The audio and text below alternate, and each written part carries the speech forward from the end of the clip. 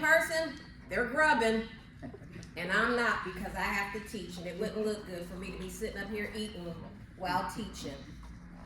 And if y'all only knew what was on the menu, we got some country people in here slamming. That's why it's so quiet, because usually this is the little rowdy group. Lisa, they in here slamming. Show enough. Slamming. Mom, is Nora on? I don't know. Oh, She told me she's gonna try to log in. okay. Just maybe watch your phone for a text message. All right, let's get started. Have y'all been enjoying Esther this far? Yes. Mm-hmm. Yes. All right, we're gonna talk about risk taking, or the roll of a dice, or to gamble. Y'all wanna see my props today? What is it? Oh, nice. I was raised by a crap shooter. Right? And so when we think about taking a risk, 7-Eleven. what comes to my mind is taking a gamble or rolling the dice. And anybody else want to give a little stab at it? What comes to your mind? Playing the number. Playing the number. Okay. You gonna do it straight, box? What's the other way? Scratch offs. What else? Anyway. Anyway. Forward, backwards. All the Forwards, way. backwards, all It. the right. Anybody else? With the box number, that's what it is. What about you guys online? When you think about taking a risk, what comes to mind? A job? Okay, Change of Lisa a job? said take a chance. And okay, Monica, you said take a job, right? Change of job. Yep. Changing a job. Change venues, cities. Yep. Yep. Anybody else? Anybody else? Nope. Well, a risk taker, again, for me, it's like rolling the dice. And you know, when you're rolling, has anybody ever played craps? I mean, I know we're saved now, but I'm talking about in the other life that we used to live. Anybody play craps? 7-Eleven. 7-Eleven, Anybody else out there play shots and dice or play some craps where you, I don't play. the goal of it is to not crap out, right? Snake out. Uh-oh. All right, I'm done. But okay, so those of you who are not, that don't shoot craps, what about those who, Ooh. what about that tonk? Tongue, spade. But really it's spades, right? Spades is the card game, right? Spades. But when we think about gambling, because spades you don't really gamble, you're just playing for fun. But I mean, some spade tables is real serious, right? You better not renege, right? And you better not underbid, right? Because it can get real serious in some families, right? Where you some spade tables, you would think that somebody about to fight, right? And not only that, so then when we think about gambling though, what about 21 blackjack? Right? Daddy taught me how to Because play when you that. think about shooting dice, when you shooting dice, right? I don't know if you can get me, Nene, but normally, I don't know if you can get me. Normally when you shooting dice, y'all like my fake money, because I don't know if y'all, how long y'all been saved, y'all might steal my real money. But usually when you shooting dice, everybody is on the floor, right, David? Right? Yeah. And you shooting dice, and well, it's 2 dice, right? I had to borrow some dice from, anybody play left, right, center? That is a fun game.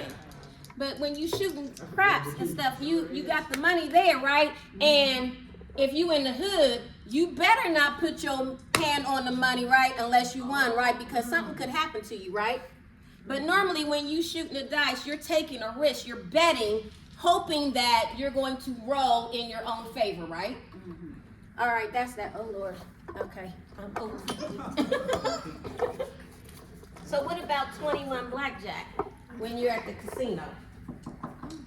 Oh, okay, we getting quiet. Nobody been to the casino before? Right? Slot machine. Slot machines, okay. But what about the 21 blackjack where the dealer and you, Hit me. and he'll deal you a card, deal himself a card, and then turn that card over, and then they turn their card over, and then you got to decide if you want to be hit or not, because again, you're taking a risk with your money, right? Right? And who else was that talking about slot machines? Oh, I done got in plenty of trouble with the slot machines. Plenty of Because when you put the quarters in, or if you big time, you put a dollar in, right? But normally, if Quarter nickels.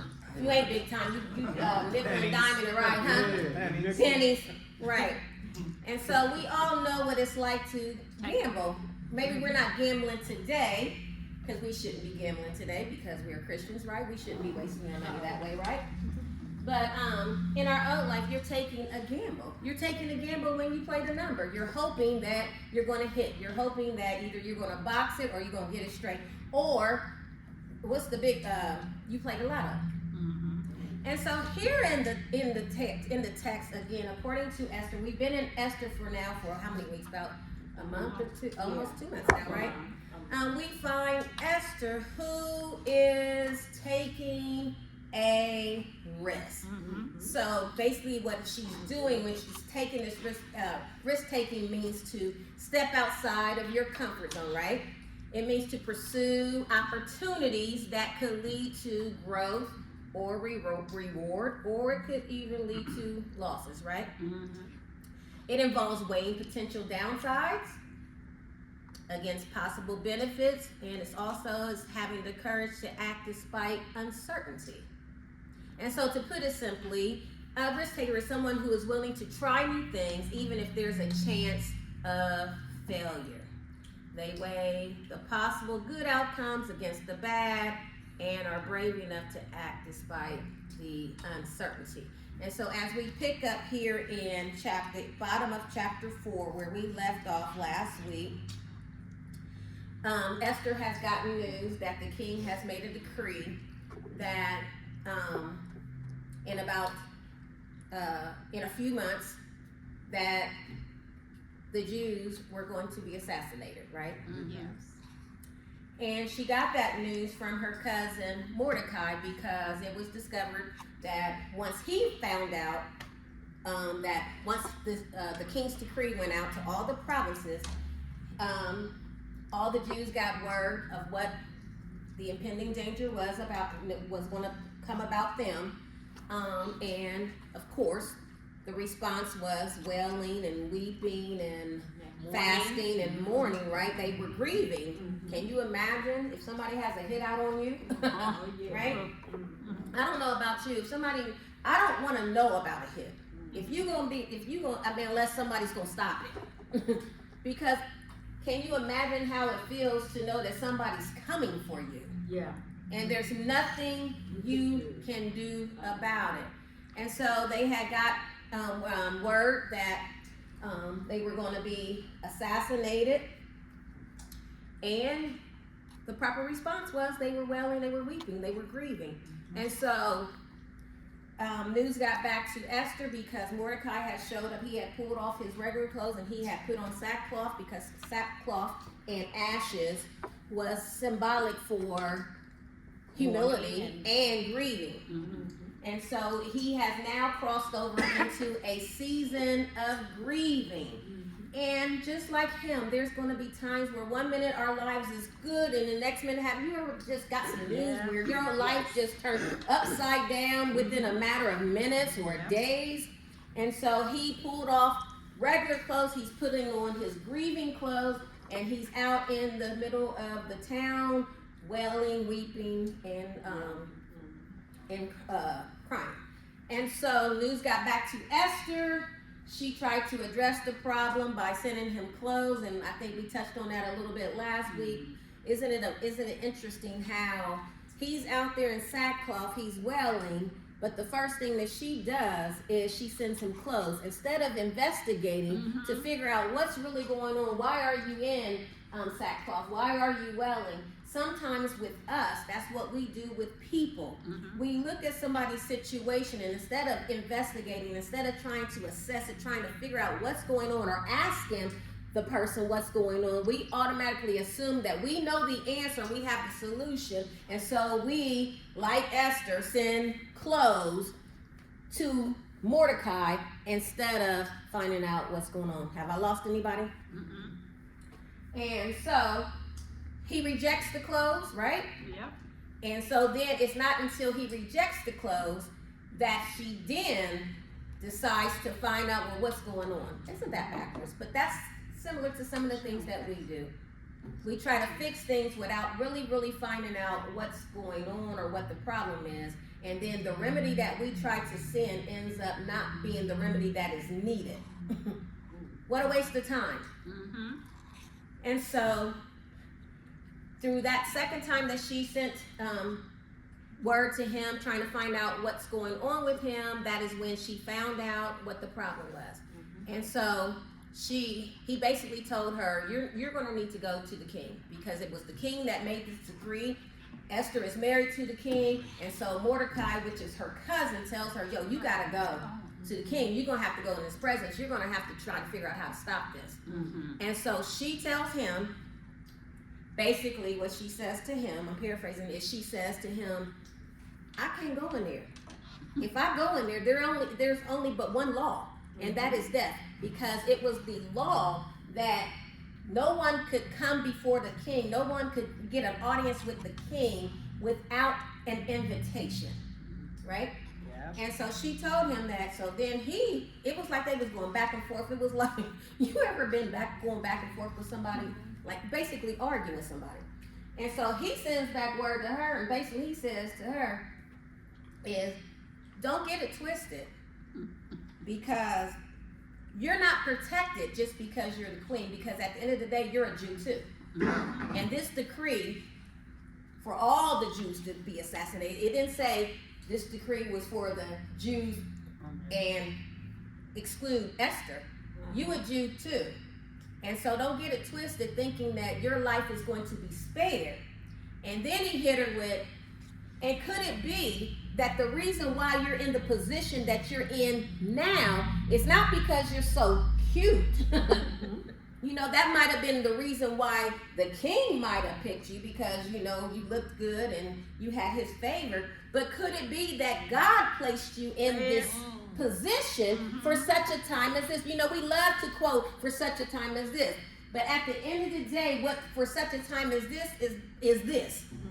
Sometimes we're in the positions that we're in because of something else. Remember last week I said I was going to talk about the purpose inside, the purpose hidden in the purpose. Sometimes you don't really know why you're in the position that you're in, especially if you ain't qualified. You know? Sometimes you don't know why you're in the position you're in until later. And so he was basically saying, okay, yeah, you cute, yeah, you have favor, but could it be that you're in the position that you were chosen for this position in order to advocate on behalf of your people? That's good. That's good. So the question that I want to ask us tonight is, could it be that the reason we are in the positions that we are serving, and whether it's on our job, whether it's in our church, whether it's in our family, could it be that we are in that position because God has a plan, and perhaps we may have to advocate on behalf of others? In other words, the church term would be, could it be that we are in these positions because we need to serve as an intercessor? Right? Right. And so after he tells her that, she quickly got it all together. And so basically she says, this is what I need y'all to do. I need y'all to pray. I need you to, she told Mordecai, I need you to get all the Jews in Susa, and I need y'all to fast and pray for 3 days. And then she said, me and my babies is going to do the same thing. Let's park here real quick. Isn't it amazing? Because, okay, she's in a position of leadership, right? But look at the quality of her leadership. Sometimes leaders will give instructions for other people to do, like their direct reports, or people, or lay people in the church or whatever, and the leadership ain't willing to do it. That's true. She's willing to fast. She didn't just say, y'all fast for 3 days and let's see if we can hear from God. She said, y'all fast and I'm going to fast along with my maidens. Sometimes, think about this. How many times have you worked somewhere where they didn't have mandatory overtime, but then here go your manager switching on out of there on time? She done sent you this, or he done sent you this email telling you how bad, how swamped we are, and how much work we got, and it's mandatory, and we got to get this work out, the higher ups is coming down, But then 4:30. Yeah. They push their stuff on out of here. Or how about if leadership in churches, whether it's pastors or somebody in the leader, elders or whatever, you're calling for a fast for the church, but you at Cracker Barrel, and what's the one where they got all the buffet? Golden Corral, which right. Or you're calling they want to clean the church. Good example. But pastor, whether it's a woman or a man or elder or deacons, or it could be anybody in leadership, you don't, I ain't doing that. I'm gonna let them do that. She's showing a great example of leadership because she was ready to get down in the paint with him. But sometimes we think because we got these elevated positions, we're too good to get our hand. We're too good to take the broom across the church floor. We're too good to clean a bathroom. Yeah. We're too good to process something at some paperwork at the job. Right. We're too good to take a phone call for customer service because I'm in management. I'm queen. I'm king. So she shows us a great example of what great leadership is because she's leading. You lead by what? Example. Y'all like that? That was awesome. But ain't that how they be going? And then they have the nerve to come past your desk and be, have a good evening. Oh, but you get to go home with your kids, but I'm still here. And so we see here that she is up for the risk. But before she actually moves, okay, she calls together a fast. But before she moves into even going before the king, this risk taker, the one who's getting ready to roll the dice, the one who is taking the gamble, she first counts up the cost. Yep. Let me park here for a second because sometimes what happens, she got some really horrifying, urgent news. Can we say urgent? That's crazy. It was urgent, right? And notice that she doesn't take any action, meaning that she doesn't go, oh, I ain't gonna do that. She doesn't go prince up there with the king. She doesn't go hightailing it up to the king's court. She doesn't go. What she does is she counts up the cost by carefully considering the potential risk involved. Because remember, she says there is but just one law. So that allows us to understand that this risk taker understands the law. She understands protocol. She understands the consequences of this decision that she's about to make. Yeah. And so what does that say to us? Before we take any risk, we need to count the cost. When we out there, where my dice at? And we done got paid, and we got a wife and kids, and we out here on Friday night after we done cashed our check. Are you counting the cost? Because you're rolling the dice. You're taking a risk. These dice do not guarantee you a win. So you better count up the cost. If I take my paycheck out here on Friday night and I'm rolling the dice, I'm not guaranteed that I'm going to win, right? Right. But she counted up the cost. She understood the potential risk, she understood the consequences, and she understood what decisions she needed to make before moving forward. She weighed the pros and cons. Are we weighing the pros and cons? Or are we just heading to Hollywood Casino and or we buying? Some of us don't even buy just one scratch off. We buying. And we are we counting the cost? Are we counting the cost before we start that new business? Or we just say, oh, you know what, I can cook. Because can I just be honest with you? A lot of people, especially during COVID, when I was cooking a lot in the winter time, and I was selling dinners. Remember, and even people that didn't eat vegan or vegetarian food was buying it, and I was making quite a bit. I was making some money.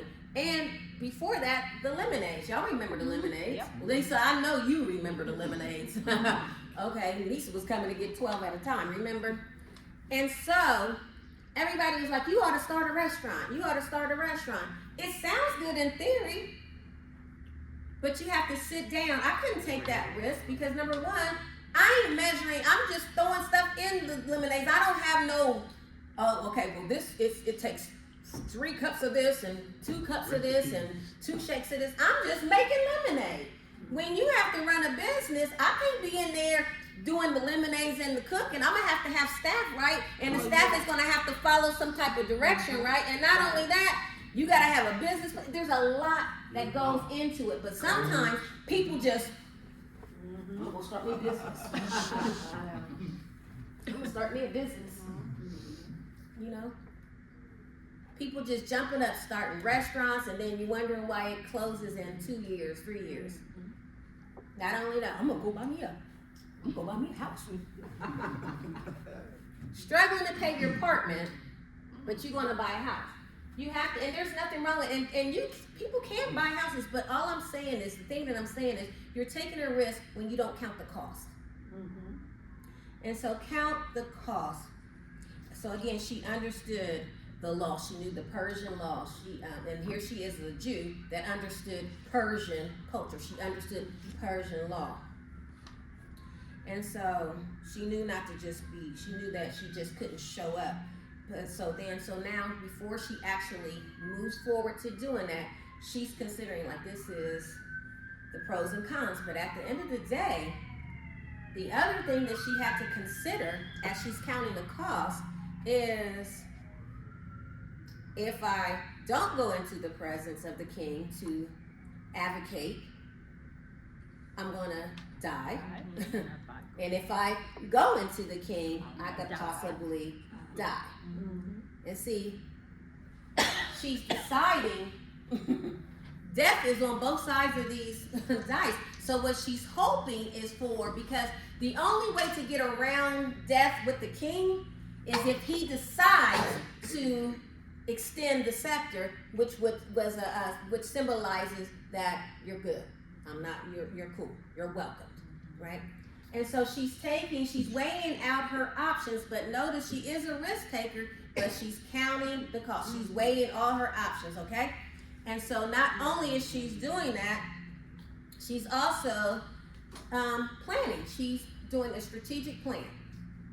Because then it says, let's go. It says, in chapter 5, it says, on the 3rd day, Esther put on her royal robes and stood in the inner court of the king's presence. So she did her planning, right? She understood what the law was, and then she went on. She didn't just go into the king's presence with her regular clothes on. She put on the queen. Notice they said the royal robe, which symbolizes that she's going in there and she's establishing her position as queen. Not just, I'm Esther, but I'm queen. She put on her robe. Y'all see that? Mm-hmm. And so she did some strategic planning, and then she's showing up.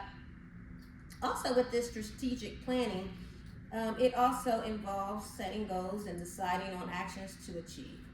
Notice that, let's back up. She wasn't impulsive. Acting without forethought.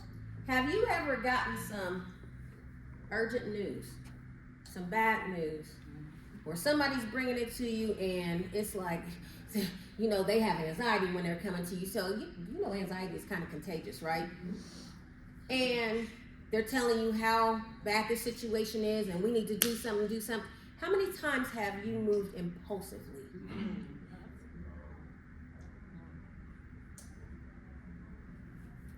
sometimes we need to take a page out of Esther's book and we need to learn to wait.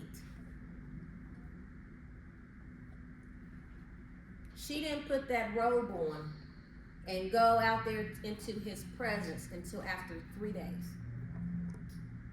As urgent as this situation was, she took the time to fast and pray.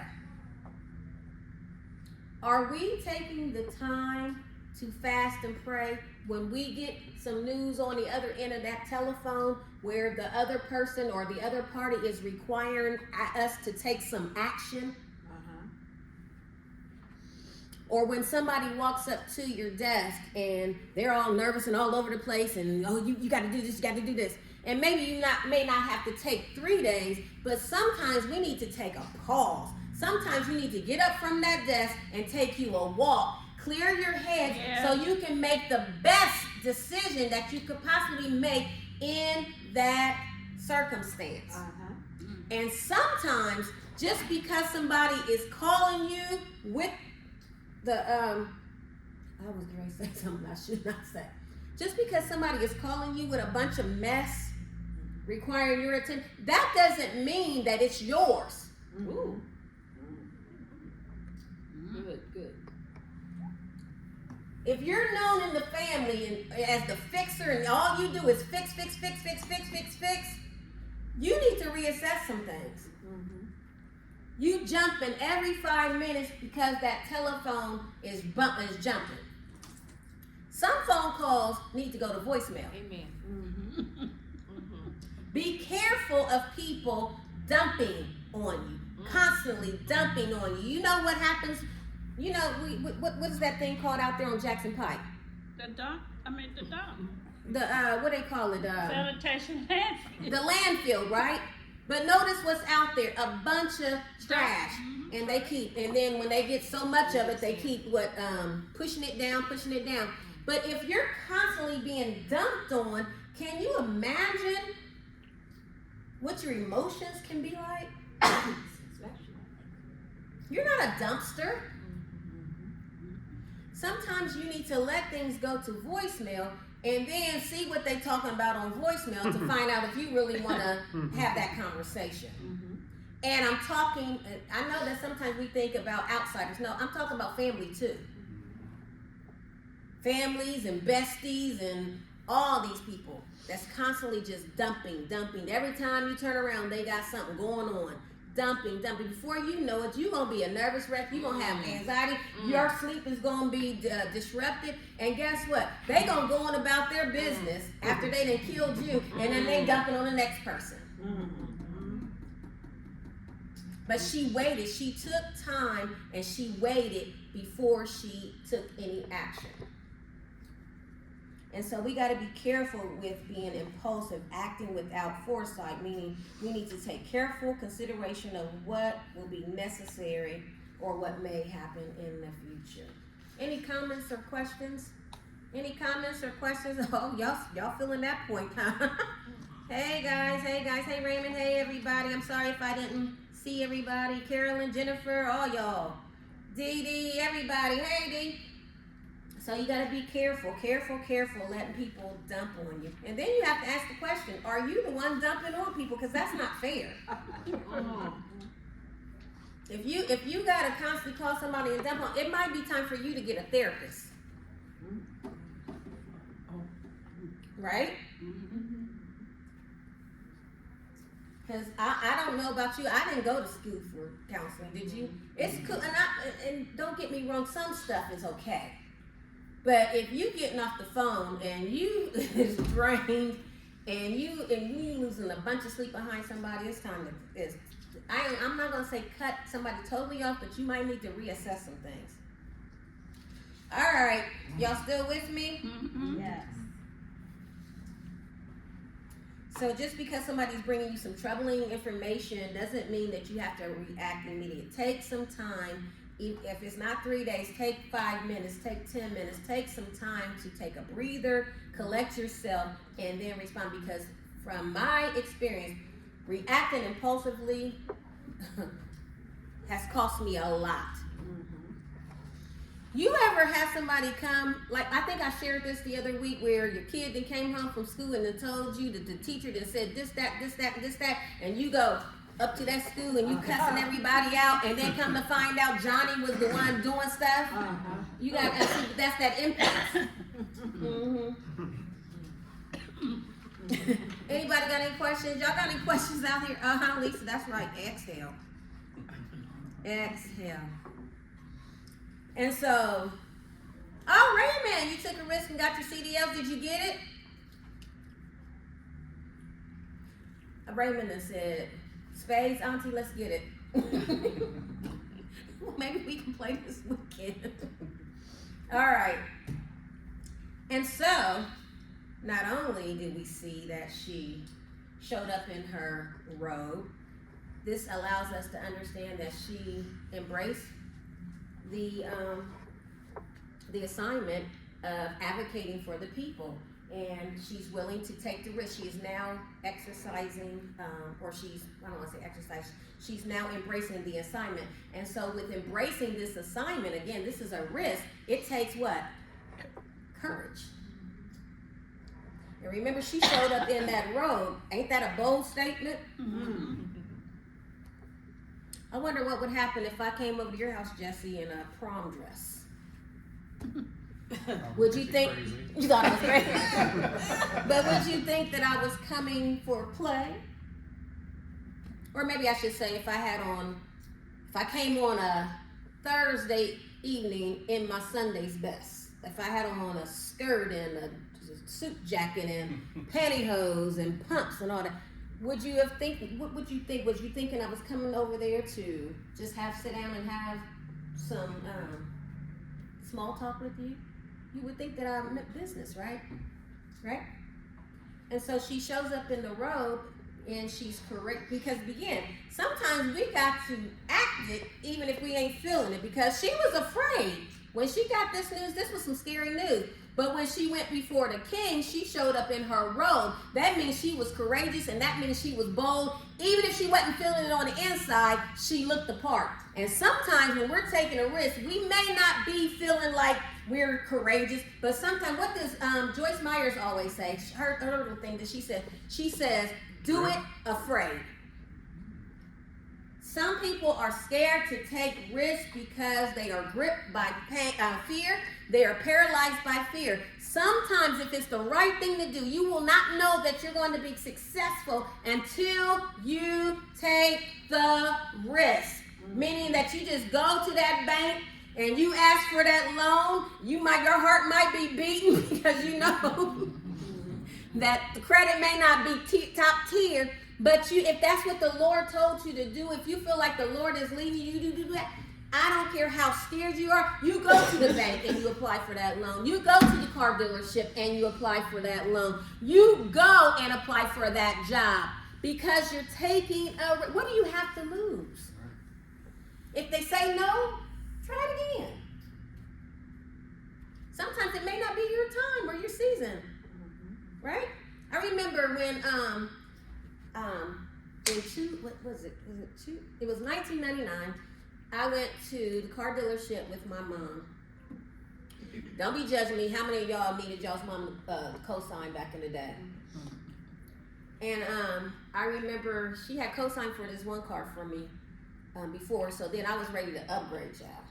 And I went to the car dealership at Riker. And I went this white Hyundai Sonata. And I went out there and I put my hand on it, because they used to teach name it and claim it. I put my hand on, this is my car, this is my car, this is my car. I went in there and they said, They said, because that was mommy. I think mommy didn't want to co-sign anymore. I think because she had co-signed before, I did good. Now I'm thinking, because I built my credit up, I should be able to get me a car on my own. They was like, And so I left out of there. But then a year later, that same car was sitting out there, and I went and I was able to get it. So, but again, what if, I took the risk and went out there that first time. They said, I could have said, well, you know what, it didn't work this time. I ain't never going to go back and get it. No, I went back, and that second time, it was there. I've had a lot of stories with cars, right? I'm gonna tell this one and I'm gonna keep on moving. I went 2021, around October 2021. I wanted to upgrade my current car. Well, the car I had prior to this one. And I went out there and I sat before the man and we was looking at the numbers and the numbers wasn't numbering.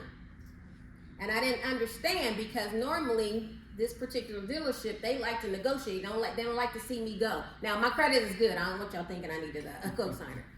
And the numbers wasn't numbering. They wasn't the price wasn't where I wanted it to be. And so I just knew that when I got up and I said, "Oh no, this is not working." I just knew they were gonna follow me out to the car. Follow me out the door. And they didn't follow me. Then I said, "Oh, certainly they'll call me on the phone." No, they didn't call me on the phone.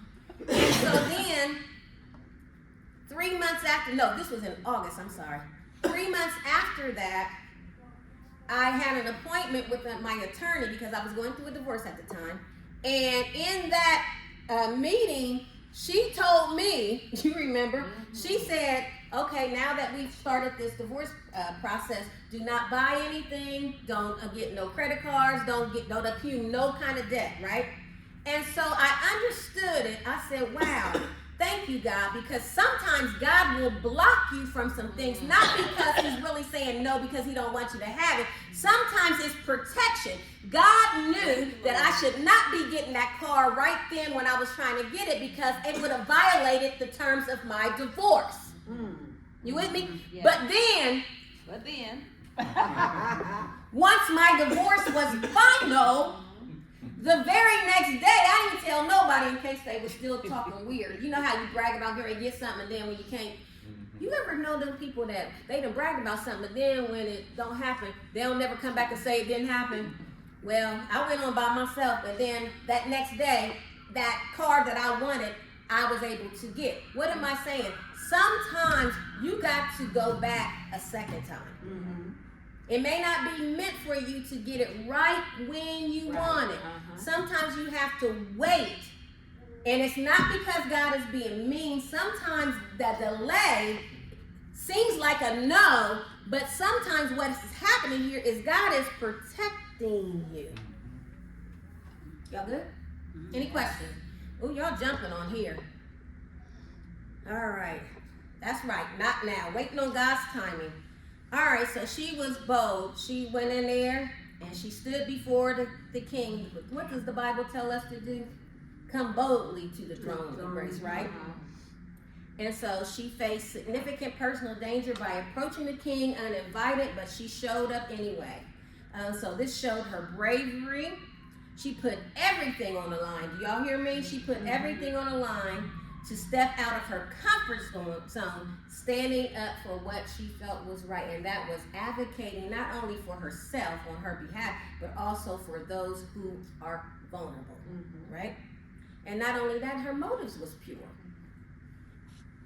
Her motives it wasn't just self-serving. Of course, she was going to benefit from it, but basically it was kind of selfless because she could have went in there and advocated on just for herself and her cousin. Right. But she went and advocated on a people. And so her motives was pure and right. Again, it wasn't just self-serving. She was going out on a limb for others. But not only that, it was a sacrifice. You know how? Her safety. Her life. When she stepped foot in front of that king,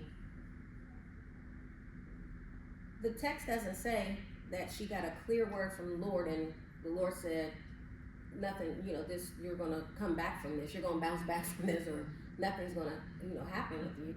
She sacrificed.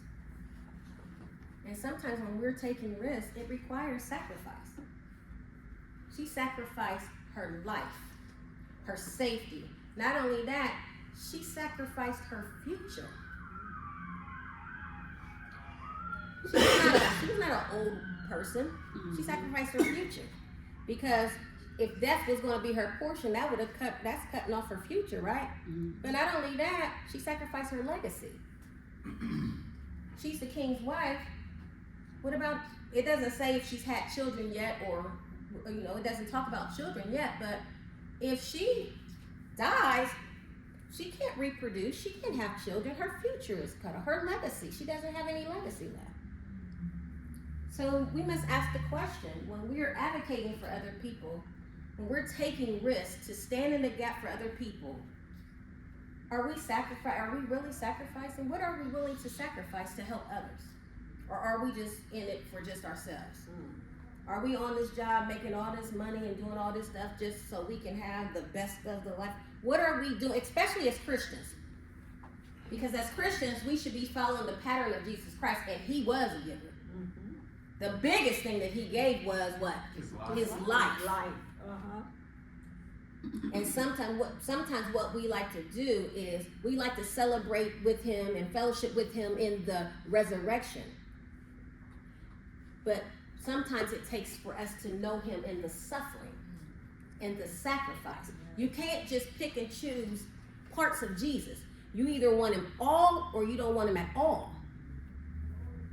And sometimes that's what we do in relationships. We don't want to sacrifice.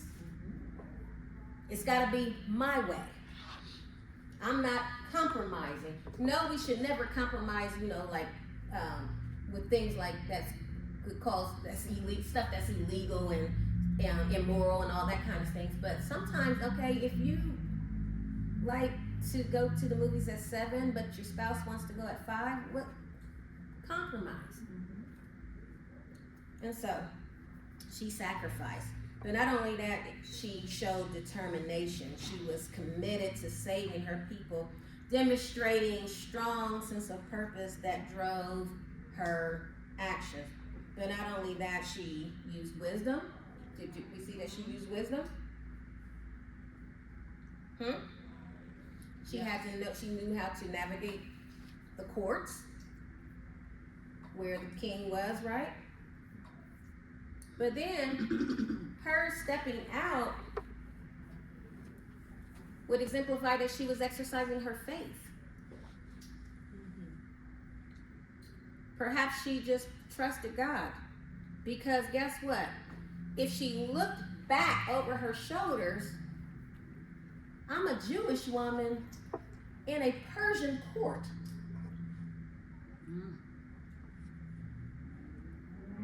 I didn't grow up in an elite family. She's a Jew that made it all the way into a position of queen. And sometimes we have to look back because she could have felt like she brought her own self there. After you arrive, you think it was because of your own self, my own beauty. Sometimes we need to look back and we can see the footprints again. We can see the footprints of God. We can see the providential hand of God moving things around in order for her to be in the places and positions that she was in. So could it be she saw the hand of God and she seen what he has done in the past, and perhaps if I go and I take this leap of faith, this step of faith, the same God who has kept me this entire time, this Jew surrounded by all these Persians, the same God that kept me, could it be the same God that will keep me and continue to keep me even in this situation? Sometimes what we need to do when we're facing some urgent situations, when we're facing these dire situations, sometimes what we need to do is just look back. Yes, well, Lord, you brought me out of this, and you dug me out of that, and you got me out of this. Yeah. Oh, I got fired. Oh, I got another job here. Oh, they came and took my car. Oh, you provided another car. Sometimes we get amnesia about what God has done for us. And sometimes what we need to do is take a look back. Look where he brought me. Oh, we singing tonight? Look where he brought me from. What's the rest of it? He brought me out of darkness into the marvelous light. Look where he brought me from.